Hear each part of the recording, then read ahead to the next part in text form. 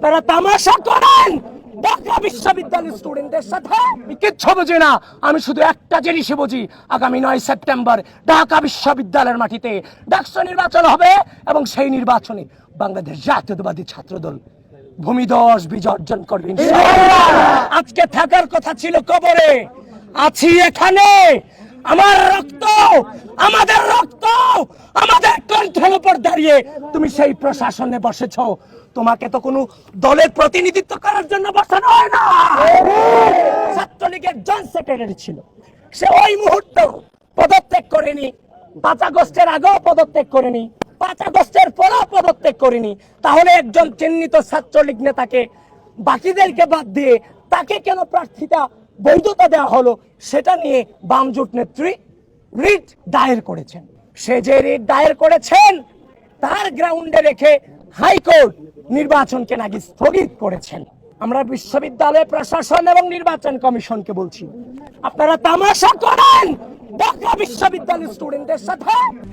RICL TMX, যুগের পর যুগ স্থাপনা থাকে মজবুত। আপনি একই ক্রাইটেরিয়াতে তাদেরকে বাদ দিলেন, তাকে রেখে আপনি যে ফাঁক ফোকর রেখেছেন সেই ফাঁক ফোকরের সুযোগ আজকে বিভিন্ন জন, বিভিন্ন অপশক্তি, বিভিন্ন পরাজশক্তি বিভিন্ন নিচ্ছে। স্পষ্টভাবে জানিয়ে দিতে চাই, এই ঢাকা বিশ্ববিদ্যালয়ের মাটিতে আগামী 9 সেপ্টেম্বর ডাকসু নির্বাচন অনুষ্ঠিত হতেই হবে, হতেই হবে, হতেই হবে।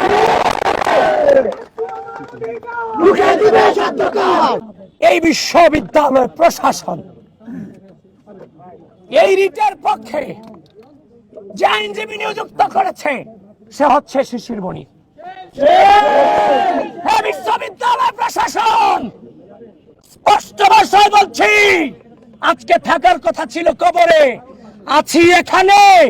আমার রক্ত, আমাদের রক্ত, আমাদের কণ্ঠের উপর দাঁড়িয়ে তুমি সেই প্রশাসনে বসেছো।